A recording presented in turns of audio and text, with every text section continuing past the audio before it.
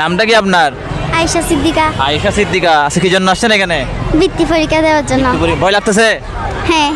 আচ্ছা, কেন ভয় কেন লাগতেছে? এমনি। কোন শ্রেণীতে পড়েন আপনি? ক্লাস 4 এ। আসসালামু আলাইকুম, আমার নাম ইসমা জাহান মুস্তারিন। আমি কেজি 4। আমি আসিনগর আদর্শ মডেল কিন্ডারগার্টেন স্কুলের শিক্ষার্থী। আমি গৌসালাদের মেজবানদারিতে বৃত্তি দিচ্ছি। না না, আগে কোনো বৃত্তি পরীক্ষা দিছিলা? দিছি। কেমন আজকে পারবা? হ্যাঁ, মাশাআল্লাহ। ইনশাআল্লাহ পারবো আমি। নামটা কি আপনার? আইবি। আচ্ছা, আপনি কোন শ্রেণীতে পড়েন?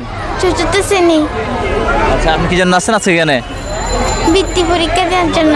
কোন মাদ্রাসা থেকে আসছেন যে আপনি? কুলাফাই রাশিদিন আদাল্লাহ মাদ্রাসা। নামটা কি আপনার? হাত সিদ্দিকা। কোন শ্রেণীতে পড়েন? ক্লাস 4। আচ্ছা, ভয় লাগতেছে কোনো? হ্যাঁ। আপনার নামটা কি? রবিউল হোসেন রাফি।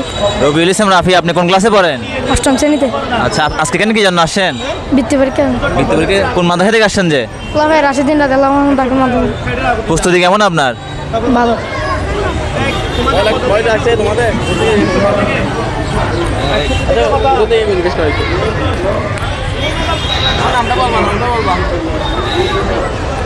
আমার নাম সুজন তামিম। কেমন লাগছে পরীক্ষাটা আজকে এসে?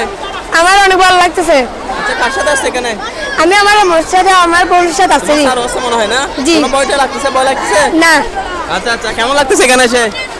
আমার ভালো লাগতেছে। পারবা আজকে? হ্যাঁ। তো স্যার, আপনার স্কুলের নাম্বার, আপনার পরিচয়টা, অনুভূতিটা একটু বলতেন যদি। আমি মোহাম্মদ শাহাবুদ্দিন, ইয়াসিনার আদর্শ কিন্ডারগার্টেন স্কুলের অধ্যক্ষ।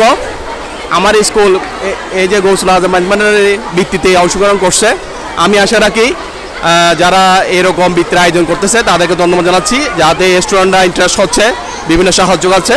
তো আমি গৌসুল আজম মাজমানের স্মৃতি বৃত্তির যারা কর্তৃপক্ষ আছে তাদেরকে ধন্যবাদ জানিয়ে আমার বক্তব্য শেষ করবো। আসসালামু আলাইকুম রহমতুল্লাহ। আমরা দেখি আপনার স্কুল যে কোনো বৃত্তিভাবে অংশগ্রহণ করে, ঠিক আছে? জি। ওদেরকে কিভাবে তোলেন আপনারা? মানে ভয় লাগে না বা সবাই আমরা সব সময় ওদেরকে বলে থাকি বৃত্তি যেগুলো বৃত্তি হয় এগুলাতে যদি অংশগ্রহণ করে তাদের সাহসটা বাড়বে, তারা মেধা যাচাই হবে, তাদের মেধা খুলবে, তারা দেখবো অন্যরা কীভাবে করতেছে। আমরা সব সময় ছেলে মেয়েদের ক্লাসে উদ্বুদ্ধ করে থাকি যে তারা যেন এইভাবে করে করে ভবিষ্যতে একজন কন্যাদার হিসেবে প্রতিষ্ঠিত হয়।